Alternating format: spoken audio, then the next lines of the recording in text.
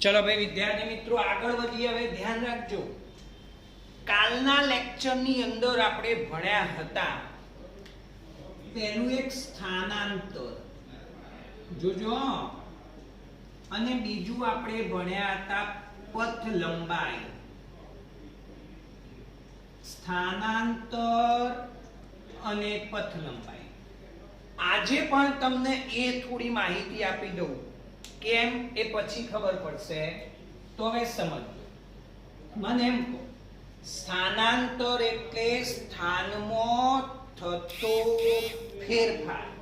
એટલે આવું હતું ભાઈ, દેખજો ડેલ્ટા x બરાબર x2 x1 એટલે અંતિમ સ્થાન માઈનસ પ્રારંભિક સ્થાન। એટલે જુઓ તમને કહી દઉં એક સિમ્પલ ભાષામાં,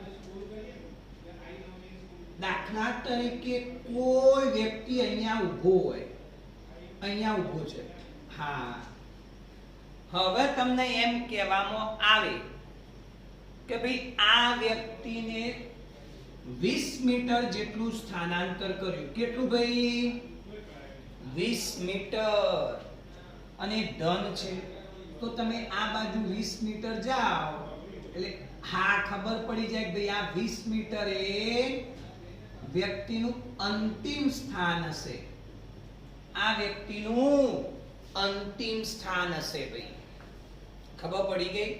જો આ જગ્યાએ -20 મીટર હોય તો ખબર પડે કે ભાઈ માઈનસ આવ્યું એનો મતલબ આ બાજુ ક્યાંક ગયું હશે, ખબર પડી ગઈ? આ બાજુ આવી જાય, આ અંતિમ સ્થાન થઈ જાય।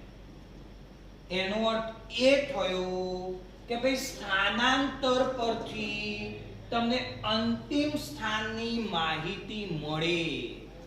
શું મળે ભાઈ? અંતિમ સ્થાનની માહિતી મળે, ખબર પડી ગઈ? સ્થાનાંતર પરથી તમે અંતિમ સ્થાન મેળવી શકો। અને બોલો પથ લંબાઈ પરથી ભાઈ માહિતી મળે? મળે કેજો મને હા કે ના કહો। ના મળે। કેમ ના મળે? કેમ કે પથ લંબાઈ એટલે શું? આ 20 મીટર એને અંતર કાપ્યું હોય તો એ અહીંયાથી આ ભમતો ભમતો ભમતો ભમતો ભમતો જઈને અહીંયા આવે તોય 20 મીટર થઈ જાય, અને સીધો જાય તો આટલા 20 મીટર થાય, આ બાજુ ભમતો જાય તો આટલા ક્યોક 20 મીટર થઈ જાય। એટલે પથ લંબાઈમાં અંતર સમાન હોય પણ એનો સ્થાન જુદો જુદો થાય, એટલે સ્થાનની માહિતી ના મળે। ખબર પડી ગઈ? હવે બીજી એક માહિતી આપી દઉં, જુઓ પદાર્થ એક જ દિશામાં ગતિ કરે। ભાઈ પદાર્થ એક જ દિશામાં ગતિ કરે, સમજો અહીંયા એક જ સીધા રસ્તા પર જાય। આ 4 લેન છે, જો ભાઈ આ 4 લેન છે, અને એમાં તમે ગાડી લઈને નીકળ્યા તો આ ગાડી સીધે સીધી આમ એક જ દિશામાં જાય। હા ભાઈ જુઓ, હા આમ પાછી ના આવી શકે। તો દેખો અહીંયા એનું પ્રારંભિક સ્થાન થશે, અને ભાઈ આ એનું અંતિમ સ્થાન થશે। બોલો ખબર પડી ગઈ? આ પ્રારંભિક ના અંતિમ, તો આટલું એનું સ્થાનાંતર કહેવાય, આટલું એનું સ્થાનાંતર। અને પથ લંબાઈ પણ બોલો પથ લંબાઈ એ આટલી જ કહેવાય કે ના કહેવાય? તો આટલું યાદ જ રાખજો ભાઈ કે પદાર્થ એક જ દિશામાં ગતિ કરે તો સ્થાનાંતર is equals to પથ લંબાઈ। સ્થાનાંતર is equals to પથ લંબાઈ। ખબર પડી ગઈ ભાઈ? કમ્પ્લીટ। હવે જોઈએ આગળ. આ માહિતી આજે કેમ આપી? કારણ કે આજે આની જરૂર પડવાની છે ભાઈ આપણે. હા દેખો દેખો ભાઈ, ફરીથી એક જ દિશામાં ગતિ કરે તો સ્થાનાંતર ઇઝ ઇક્વલ્સ ટુ પથ લંબાઈ. ક્લિયર? બીજું, સ્થાનાંતર પરથી તમને અંતિમ સ્થાનની માહિતી મળે. ક્લિયર? ચલો હવે બોલો. હવે જો ભાઈ આ ભૂસી નાખું છું હો. અહીંયા થોડું ધ્યાન આપજો.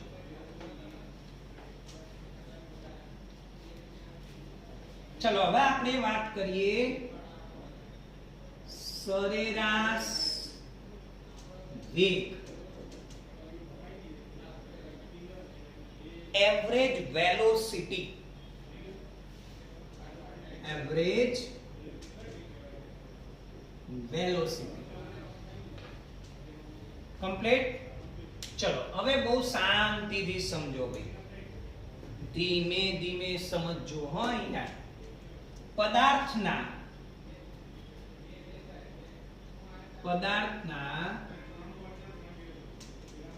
સ્થાનમાં થતા ફેરફાર. ચલો ભાઈ એક વસ્તુ સિમ્પલ પહેલા સમજાવી દઉં.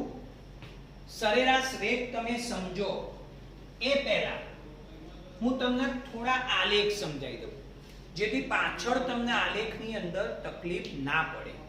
કમ્પ્લીટ. ચલો પહેલા સમજો, એક આલેખ સમજાવી દઉં. પહેલા વાત કરી દઉં નિયમિત ગતિ. નિયમિત ગતિ આલેખ એટલા માટે સમજાવું છું કેમ કે સરેરાશ વેગ અને સરેરાશ ઝડપના પણ આલેખ આવશે. હવે જુઓ, નિયમિત ગતિ કોને કહેવાય? પહેલા તો સમાન સમયમાં સરખું અંતર કપાય તો તે નિયમિત ગતિ કહેવાય. ફરીથી કહું છું ભાઈ, સમાન સમયમાં સરખું અંતર કપાય તો તે નિયમિત ગતિ કહેવાય. હવે દેખજો હો, હું આલેખ દોરું છું. અંતર વિરુદ્ધ સમયનો. ફરી આલેખ દોરું, અંતર વિરુદ્ધ સમયનો. હવે દેખો, સમાન સમયમાં એટલે દાખલા તરીકે લખું કે ભાઈ 1 વાગે,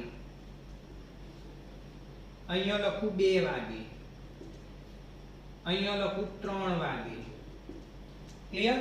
તમે દેખો 1 વાગે તમે ભાઈ અંતર કાપ્યું આ 12 થી 1. હો, 12 થી 1 માં તમે અંતર કાપ્યું 10 કિલોમીટર. એટલે તમે અહીંયા આવી ગયા. એ 1 વાગે તમે 10 કિલોમીટરે આવ્યા. ચલો 2 વાગે તમે બીજું 10 કિલોમીટર એટલે 20 કિલોમીટરે આવ્યા. જુઓ 2 વાગે તમે અહીંયા 20 કિલોમીટરે આવ્યા. 3 વાગે તમે 30 કિલોમીટર અંતર કાપ્યું. દેખો તો દેખો આ દરેક 1 કલાકમાં તમે 10 કિલોમીટર અંતર કાપ્યું. તો તમે આલેખ દોરો. તો આ કઈ ગતિનો આલેખ થયો ભાઈ? બોલો ભાઈ, કઈ ગતિનો આલેખ થયો? નિયમિત ગતિ, સુરેખ આલેખ. સરસ ભાઈ, આ સુરેખ આલેખ હોય ને એ નિયમિત ગતિનો હોય. પણ કોના વિરુદ્ધ કોનો? અંતર વિરુદ્ધ સમયનો આલેખ. હો, અંતર વિરુદ્ધ સમયનો આલેખ. કમ્પ્લીટ. ચલો હવે વાત કરું હો નંબર 2, અનિયમિત ગતિ. બહુ ડિટેલમાં નથી લખતો, તમને ખબર પડી જશે કે ભાઈ સમાન સમયમાં અંતર જુદું જુદું કપાય. દાખલા તરીકે જુઓ, સમાન સમયમાં અંતર જુદું જુદું કપાય. દાખલા તરીકે જુઓ ભાઈ, એ જોજો બહુ શાંતિથી. કોઈ વ્યક્તિ અહીંયાથી નીકળ્યો આ 1 વાગે, 2 વાગે, 3 વાગે. ચલો અહીંયાથી નીકળ્યો પહેલા ઘરેથી નીકળો એટલે ધીમે ધીમે ધીમે ધીમે થોડું અંતર કાપીને સોસાયટી બહાર આવે, પછી હાઈવે આવી ગયો ભાઈ એટલે એની સ્પીડ એક ધારી થઈ ગઈ. દાખલા તરીકે સુરેખ, એ ભાઈ સુરેખ 3 વાગ્યા સુધી હાઈવે પર ગયો, પછી બજારમાં ગયો એટલે હવે થોડું થોડું અંતર કપાય, થોડું થોડું. જુઓ આ અંતર થોડું થોડું, દાખલા તરીકે આ 100 કિલોમીટર કાપ્યું, પછી થોડું થોડું કપાય એટલે થોડું જાય, થોડું થોડું થોડું થોડું થોડું આવી રીતે આમ આમ આમ આમ આલેખ. આવો આલેખ મળે. તો આવી ગતિને કઈ ગતિ કહેવાય? અનિયમિત. પછી સિમ્પલ, આંખો બંધ કરીને આલેખ દોરો, આ અનિયમિત કહેવાય. કહેવાય કે ના કહેવાય? હા કે ના કહેવાય? ખબર પડી ગઈ? એ જ રીતે બીજું, પદાર્થ સ્થિર હોય ભાઈ, સમજો, પદાર્થ સ્થિર હોય. ચલો ભાઈ, સ્થિર હોય તો આલેખ કેવો આવે? પદાર્થ સ્થિર હોય તો આલેખ કેવો આવે? તો ચલો આ નોટ ડાઉન કરી દો, હું અહીંયા દોરું છું ભાઈ, આ નોટ ડાઉન કરી દેજો. ઓકે, ચલો ભાઈ, પદાર્થ સ્થિર હોય ને તો આ અંતર, આ સમય, ક્લિયર? દેખો આ 12 વાગે, આ 1 વાગે, 2 વાગે, 3 વાગે, 4 વાગે, કમ્પ્લીટ. 12 વાગે ભાઈ તમે ખાઈને ઊંઘી ગયા ઘરની અંદર, તો બોલો એ આ તમારું ઘર દાખલા તરીકે 10 કિલોમીટર દૂર છે, ઘરમાં ઊંઘી ગયા, તો બોલો 1 વાગે તમે ઘરમાં જ એટલે અંતર સ્થાન એના એ જ, 1 વાગે પણ તમે ઘરમાં એટલે સ્થાન એના એ જ, 2 વાગે ઘરમાં એટલે સ્થાન એના એ જ, હજુ ઉઠ્યા જ નથી હો, 3 વાગે ઘરમાં એટલે સ્થાન એના એ જ, 4 વાગે ઘરમાં એટલે સ્થાન એના એ જ. તો આ આલેખ આવો મળ્યો. જુઓ, ઘરમાં છો એટલે સ્થિર છો તમે, સ્થિર એટલે આલેખ આવી જ રીતે મળે. આ તમારું સ્થાન જે 10 છે, 10 ના 10 જ રહે, બદલાય નહીં. સમય બદલાય પણ સ્થાન ના બદલાય. એટલે સમય સાથે સ્થાન ના બદલાય તો એ પદાર્થ સ્થિર કહેવાય. ખબર પડી ગઈ આટલી? હા કે ના? બહુ સરસ કન્સેપ્ટ તરફ આગળ વધીએ એ પહેલા તમે સ્થાનાંતર, પથ લંબાઈ મગજમાં ઉતારી દેજો. હા ભાઈ, ચલો બહુ શાંતિથી આગળ વધીએ. હા, આપણી ગતિ, જો નિયમિત ગતિના કન્સેપ્ટ પરથી તમને કહી દઉં કે આપણી ભણવાની ગતિ પણ નિયમિત હોવી જોઈએ. ટોપિક સારો છે એટલે તમને 2 મિનિટ લઈશ તમારી, બહુ સમય નહીં બગાડું. આપણી ભણવાની ગતિ પણ નિયમિત હોવી જોઈએ. નિયમિત ઇન ધ સેન્સ કે તમે આજે વાંચો છો બે, દાખલા તરીકે 9, 11 છે, વાંચવાની શરૂઆત કરી, JEE ચાલતું હોય, નીટ ચાલતું હોય, તમે રોજ 6 કલાક વાંચો છો, 2 કલાક ફિઝિક્સ, કેમેસ્ટ્રી, મેથ્સ, બાયો, તો 12મું પૂરું ના થાય, 12માની છેલ્લી પરીક્ષા પૂરી ના થાય ત્યાં સુધી તમારું શેડ્યુલ ફિક્સ જ હોવું જોઈએ. શેડ્યુલ ફિક્સ જ રાખવાનું. ભાઈ મારે આટલું વાંચવાનું, આટલું ટાઈમ આરામ કરવાનો, આટલું ટાઈમ સવારે બગાડવાનો. ખબર પડે છે ને ભાઈ કે સવારે તૈયાર થવામાં બસ અડધો કલાક તો અડધો કલાક જ, એની અંદર નાસ્તો, નાવાનું, ખાવાનું બધું જ આવી ગયું. તો આવું એક શેડ્યુલ બનાવી દેવાનું અને 2 વર્ષ માટે તમારી લાઈફસ્ટાઈલ નિયમિત બનાવી દેવાની. અને પછી તમને રિઝલ્ટ ના મળે તો મારી જોડે આવજો, 100% રિઝલ્ટ મળશે. પણ આપણી ટેવ કેવી હોય છે તમને કહી દઉં. આજે ક્લાસની અંદર ટેસ્ટ છે, ચલો ભાઈ મમ્મી આજમાં નાઈટ મારવાની હો, ચા મૂક્યા જે મને રાતે 12 વાગે, કાલે સવારે ટેસ્ટ, આખી નાઈટ વાંચી, ટેસ્ટ આપી દીધો, ટેસ્ટ આપી ઘરે મમ્મી આજ મેં ટેસ્ટ આપ્યો છે, થાક લાગ્યો છે એટલે ઉઠાડતી ના, હું હવે ઊંઘી જાઉં. ઘેર જઈને પાછું ઊંઘી જવાનું એટલે રાતે દિવસે ઊંઘવાનું, પાછી રાતે ઊભા થઈને ફ્રેશ થઈને આગા પાછા થઈને નાસ્તો કરીને ફરીથી ઊંઘી જવાનું. આટલું યાદ રાખજો, જીવનની અંદર કદી સફળતા નહીં મળે આવી રીતે તૈયારી કરશો તો.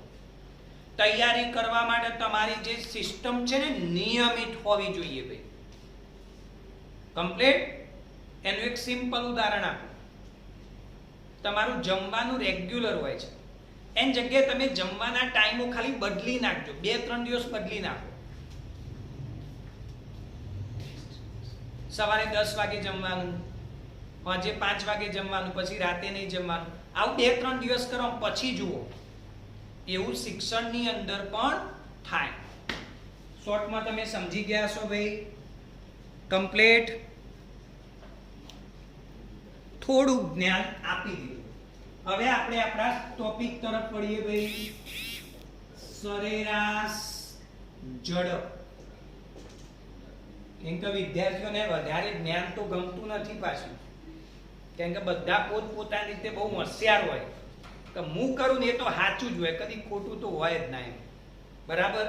ચલો હવે સમજો સરેરાશ ઝડપ. પદાર્થના સ્થાનમાં થતા ફેરફાર. સ્થાનમાં થતા ફેરફાર. ચલો ભાઈ, પદાર્થના સ્થાનમાં થતા ફેરફારને આપણે શું કહીએ? તો સ્થાનાંતર. અને તે માટેના સમયગાળા ગુણોત્તરને સરેરાશ ઝડપ કહે છે. સોરી, સરેરાશ વેગ કહે છે. ચલો હવે સમજો, બે વસ્તુ એકના એક જેવી લાગશે, થોડી અલગ છે. સરેરાશ વેગ પહેલા લઈ લઉં, કેમ કે એના પરથી સરેરાશ ઝડપ ઈઝીલી ખબર પડી જશે. ક્લિયર? સરેરાશ ઝડપ આપણે ભણવાની છે, પણ પછી ભણીએ. ચલો હવે દેખો, પદાર્થના સ્થાનમાં થતા ફેરફાર એટલે કે સ્થાનાંતર અને તે માટેના સમયગાળા અથવા તે માટે લીધેલ સમય ના ગુણોત્તરને સરેરાશ વેગ કહે છે. એટલે બોલો, તમે આવી રીતે લખી શકો, સરેરાશ વેગ, જેને આવી રીતે દર્શાવાય v બાર. આ વંચાય v બાર બરાબર સૂત્ર આવું બનશે, સ્થાનાંતર ભાગ્યા સમયગાળો. કમ્પ્લીટ. ઘણીવાર ઘણી બધી બુકોની અંદર v12 ની જગ્યાએ આવી રીતે પણ લખેલું હશે, લેસ ધેન અને ગ્રેટર ધેન વચ્ચે. આને સમજવાનું સરેરાશ વેગ. ક્લિયર? તો બોલો, v12 એટલે ચલો સ્થાનાંતર એટલે આપણને ખબર delta x upon delta t. ફરીથી ભાઈ, delta x upon delta t. Complete.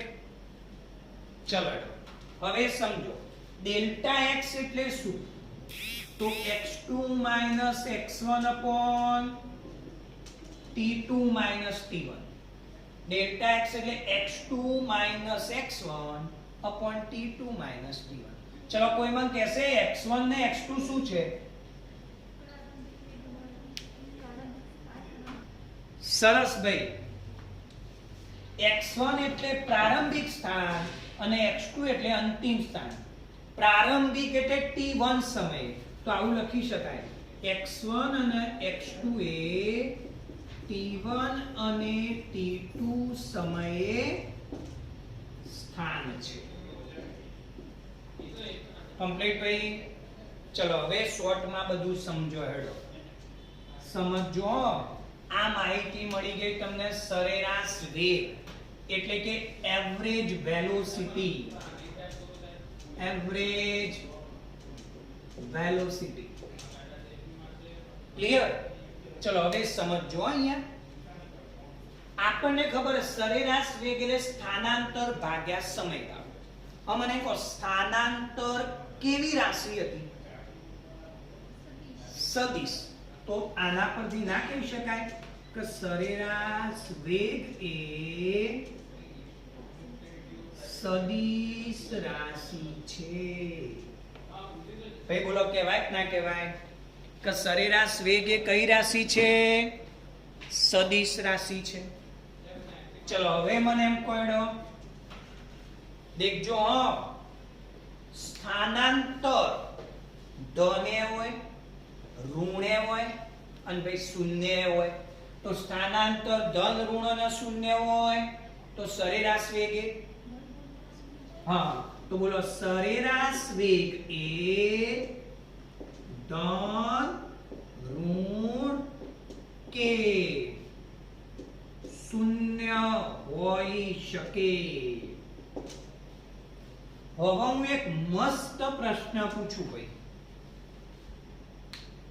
સુંદર પ્રશ્ન. તો મને એમ કહો સરેરાશ વેગ એટલે સ્થાનાંતર ભાગ્યા સમયગાળો. તો તમે કદાચ અત્યાર સુધી આવું ભણ્યા છો કે વેગ બરાબર અંતર ભાગ્યા સમય. ચલો આવું ભણે કે ના ભણે? હા કે ના? તો અંતર બરાબર સૂત્ર આવે વેગ ગુણ્યા સમય. એટલે અંતર એટલે વેગ ગુણ્યા સમય. તો મને અહીંયા જોઈ કહો કે બોલો આ વેગ પરથી તમને કુલ અંતર મળશે, કાપેલ કુલ અંતર મળશે. ક્લિયર? તો ફરીથી કહી દઉં સરેરાશ વેગ પરથી તમે કુલ અંતરની માહિતી ના મેળવી શકાય. સરેરાશ વેગ પરથી કુલ અંતરની માહિતી ન મળે. કમ્પ્લીટ ખબર પડી ગઈ? ફરીથી સરેરાશ વેગ એ કેવી રાશિ છે? સદિશ. એ ધન ઋણ કે શૂન્ય હોઈ શકે. બીજું સરેરાશ વેગ પરથી તમને કુલ કાપેલ અંતરની માહિતી ના મળે. હવે હું એક સિમ્પલ ભાષામાં કહું, નિયમિત ગતિ હોય. કેવી ગતિ હોય ભાઈ? નિયમિત. તો બોલાડો નિયમિત ગતિમાં દરેક સમયગાળામાં એનું સરેરાશ વેગ સમાન હોય. કમ્પ્લીટ? એ તમને ખ્યાલ આવી જશે. ચલો ભાઈ હવે આપણે થોડી આગળ માહિતી મેળવીએ. દેખજો એક અતિ સુંદર આલેખ દોરો. ક્લિયર? ચલો આવો એક આલેખ છે. અંતર વિરુદ્ધ સમયનો આલેખ છે ભાઈ. અંતર વિરુદ્ધ સમય. હવે અહીંયા હું જુદા જુદા સમય લખી દઉં. 10 સેકન્ડ, 20 સેકન્ડ, 30 સેકન્ડ, 40 સેકન્ડ. આલેખ પરથી એમસીક્યુ ઘણા બધા પૂછાતા હોય છે. ક્લિયર? ઓકે. હા ચલો એડો અહીંયા હું લખું 10 મીટર. ચલો અહીંયા લખું 20 મીટર. ચલો ભાઈ અહીંયા લખું 40 મીટર. કેમ કે વચ્ચે 30 હશે. ચિંતા ના કરતા, સાહેબ ને એકડી આવડે છે. ચલો હવે સમજજો. અહીંયા મને થોડું થોડું ગણિત આવડે છે એટલે એકડી પણ આવડે છે. ચલો હવે સમજો. તો સમજો અહીંયા હવે તમને એવું પૂછવામાં આવે કે t1 બરાબર 30 સેકન્ડ થી t2 બરાબર 40 સેકન્ડના સમયમાં સરેરાશ વેગ શોધો. સરેરાશ વેગ શોધવાનો છે ભાઈ તમારે. ચલો આટલું નોટ ડાઉન કરજો. ભૂસી નાખું છું ભાઈ. આટલું નોટ ડાઉન કરો, ભૂસી નાખું.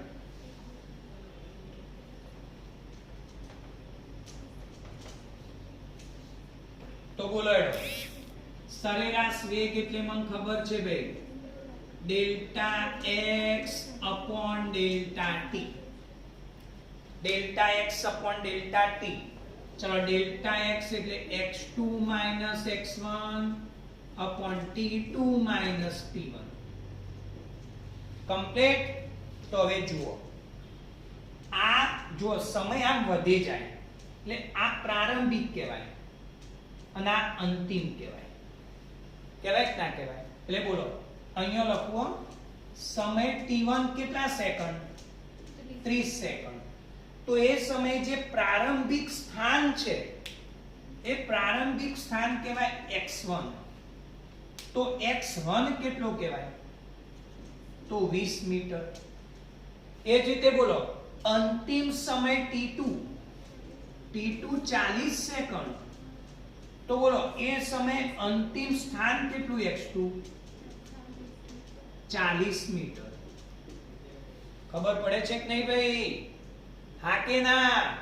તો દેખો x2 માઇનસ x1 એટલે 40 માઇનસ 20 અપોન 40 માઇનસ 30 એટલે ઉપર આવશે 20 ભાગ્યા 10 એટલે આવે 2.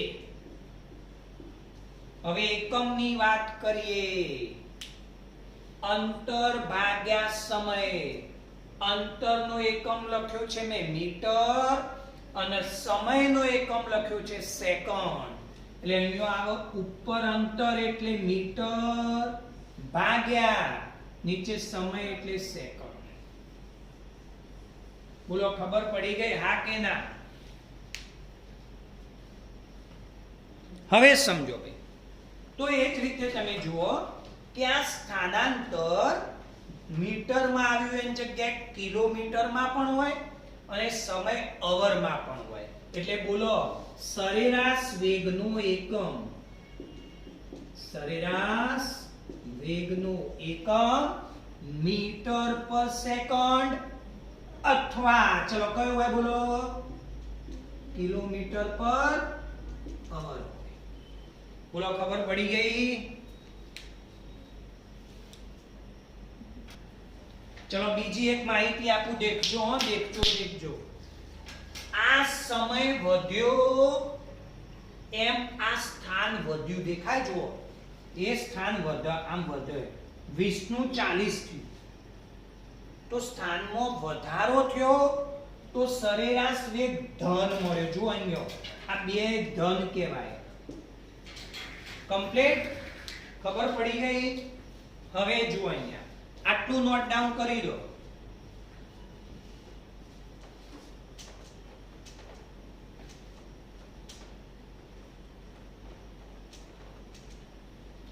આટલું નોટ ડાઉન કરી દો. તો હવે દેખજો સરેરાશ વેગ ધન. હું એનો આલેખ દોરું x વિરુદ્ધ t નો. સરેરાશ વેગ ધન એનો મતલબ શું બોલો? સમય સાથે સ્થાનમાં વધારો થતો હોય. આવી રીતે દેખો. હા સમય વધે ને ભાઈ, સમય એમ એનું સ્થાન પણ વધે છે. જુઓ સમય સાથેનું સ્થાન પણ વધે. બોલો ખબર પડી કે ના પડી?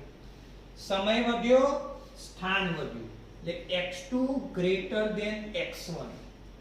ખબર પડી? અંતિમ સ્થાન, આ અંતિમ સ્થાન વધારે છે એટલે ડેલ્ટા x ધન મળે તો સરેરાશ વેગ પણ ધન મળે. હવે જુઓ સરેરાશ વેગ ઋણ. એવો આલેખ કેવો હોય ભાઈ? બોલો સમય વધે બોલો સ્થાન ઘટે. આવી રીતનો આલેખ આમ ઘટી જાય. દેખો હા જોજો અહીંયા આ પ્રારંભિક સમય t1 લખું, આ અંતિમ સમય t2 લખું તો t1 સમયે સ્થાન થઈ જાય x1. આ એનું પ્રારંભિક સ્થાન અને t2 સમયે અંતિમ સ્થાન, ચલો અંતિમ સ્થાન થાય x2, અંતિમ સ્થાન થાય x2. તો બોલો આ ઘટ્યું ના ઘટ્યું? હા કે ના? હા. તો અંતિમ માંથી પ્રારંભિક બાદ કરો. દાખલા તરીકે 10 મીટર, આ 20 મીટર. તો 10 થી 20 બાદ કરો એટલે બોલો x2 લેસ x1, તો ડેલ્ટા x ઋણ મળે ભાઈ. અને ડેલ્ટા x ઋણ તો સરેરાશ વેગ પણ ઋણ. બોલો ખબર પડી ગઈ? હા કે ના? મેં કહી દઉં ભાઈ કે જુઓ આલેખ આમ સમય વધે એમ જો આલેખ વધતો હોય તો સરેરાશ વેગ ધન મળે. સમય વધે એમ જો આલેખ ઘટતો હોય તો સરેરાશ વેગ ઋણ મળે. હવે ફક્ત ઇન્ટેલિજન્ટ વિદ્યાર્થીઓ જવાબ આપજો. ચલો ભાઈ આવો આલેખ હોય તો વધે ના ઘટે ના? તો સરસ. આવો આલેખ હોય તો સરેરાશ વેગ શૂન્ય થાય ભાઈ. આમાં ઇન્ટેલિજન્ટ ની જરૂર નથી, ગમે તેમ ખબર પડી જાય. ક્લિયર? મારા 4 વર્ષના છોકરાને ખબર પડે કે સરેરાશ વેગ 0 થાય. ક્લિયર? ખબર પડી ગઈ ભાઈ બધાને? સરસ. ચલો ભાઈ ગો અહેડ. આગળ વધીએ.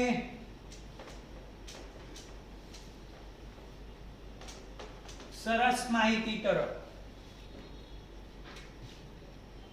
સરેરાશ ઝડપ. ઝડપ એટલે ગુજરાતીમાં કહી દઉં ભાઈ સ્પીડ કહેવાય. ઝડપ એટલે ગુજરાતીમાં કહેવાય સ્પીડ. કમ્પ્લીટ? તો ઇંગ્લિશમાં શું કહેશો? ઝડપ. ક્લિયર? ચલો હવે સમજો. અહીંયા પદાર્થથી કાપેલ કુલ અંતર, એટલે પદાર્થે ભી આખી જે જર્ની કરી, જર્ની એટલે આખી અવધિમાં જ્યાંથી જ્યાં ફર્યો તેમાં કાપેલ કુલ અંતર, જેને આપણે કહેતા હતા પથ લંબાઈ, અને તે માટે લીધેલ સમયના ગુણોત્તરને સરેરાશ ઝડપ કહે છે. ફરીથી ભાઈ, પદાર્થે કાપેલ કુલ અંતર એટલે કે પથ લંબાઈ અને તે માટે લીધેલ સમય, એના ગુણોત્તરને શું કહેવાય ભાઈ? સરેરાશ ઝડપ. ચલો ભાઈ ધ્યાન રાખજો. તો બોલો સરેરાશ ઝડપનું સૂત્ર શું આવશે? સરેરાશ ઝડપ એટલે સિમ્પલ ભાઈ પથ લંબાઈ ભાગ્યા સમયગાળો અથવા સમય. કમ્પ્લીટ? પથ લંબાઈ ભાગ્યા સમય. ક્લિયર? ચલો આનો પણ એકમ, સરેરાશ ઝડપનો એકમ પથ લંબાઈ એ અંતર જ છે એટલે અંતર ભાગ્યા સમય, એટલે મીટર પર સેકન્ડ અથવા કિલોમીટર પર અવર. હવે મને જવાબ આપજો હો કે ભાઈ સરેરાશ ઝડપ એ પથ લંબાઈ પર આધાર રાખે. તો બોલો સરેરાશ ઝડપ ઋણ હોય?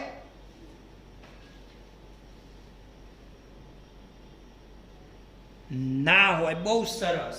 તો બોલો નોંધ યાદ રાખવાનું શરૂ કરી દો. સરેરાશ ઝડપ હંમેશા કેવું હોય ભાઈ? ધન હોય. હા, પદાર્થ ગતિ કરતો હોય તોની વાત છે. જો પદાર્થ સ્થિર હોય તો એ શૂન્ય પણ હોય. ખબર પડી ગઈ કમ્પ્લીટ. અને સ્થિર પદાર્થ માટે શૂન્ય કહેવાય. સ્થિર પદાર્થ માટે એ શૂન્ય પણ થાય. કમ્પ્લીટ. ચલો બીજું હવે સમજો. હવે આપણે બેનો થોડો તફાવત જોઈએ. બેનો થોડો તફાવત જોઈએ. તો બોલો સરેરાશ ઝડપ એ હંમેશા ગ્રેટર ઓર ઇક્વલ સરેરાશ વેગ હોય. ખબર પડી? કયા સૂત્ર પરથી આવ્યું? આપણે આવું લખ્યું હતું યાદ? સ્થાનાંતર ગ્રેટર પથ લંબાઈ ગ્રેટર ઓર ઇક્વલ સ્થાનાંતર વેગ. એટલે પથ લંબાઈ હંમેશા સ્થાનાંતર જેટલી કે એનાથી વધારે હોય એટલે સરેરાશ ઝડપ પણ સરેરાશ વેગ જેટલો કે એનાથી વધારે હોય. હવે હું એક પ્રશ્ન તમને પૂછું. એક જ દિશામાં ગતિ માટે, ચલો ભાઈ, એક જ દિશામાં ગતિ માટે સરેરાશ ઝડપ અને સરેરાશ વેગ બોલો શું થાય? એક જ દિશામાં ગતિ, આમ નીકળ્યા એટલે દોડ્યા જ, પાછા આવવાનું નથી. બોલો હેડો. 0 થાય ભાઈ. બે સમાન થઈ જાય. કેમ ભાઈ? એક દિશામાં તમે દોડ કરો એટલે તમારું કુલ અંતર અને સ્થાનાંતર બે સમાન થાય એટલે સરેરાશ ઝડપ અને સરેરાશ વેગ સમાન થાય. તો બોલો સરેરાશ ઝડપ અને વેગમાં બધું ખબર પડી ગઈ. પહેલું સરેરાશ વેગ એટલે સ્થાનાંતર ભાગ્યા સમય, સરેરાશ ઝડપ એટલે પથ લંબાઈ ભાગ્યા સમય. સરેરાશ વેગ ધન, ઋણ અને શૂન્ય હોઈ શકે, જ્યારે સરેરાશ ઝડપ ફક્ત ધન હોય અથવા જો સ્થિર પદાર્થ હોય તો શૂન્ય હોય. કમ્પ્લીટ ખબર પડી ગઈ? સરેરાશ ઝડપ પરથી તમને કુલ અંતરની માહિતી મળે. ખબર પડી ગઈ? સરેરાશ ઝડપ પરથી કુલ અંતરની માહિતી મળે. સરેરાશ વેગ પરથી કુલ અંતરની માહિતી ના મળે. બોલો ખબર પડી ગઈ કમ્પ્લીટ?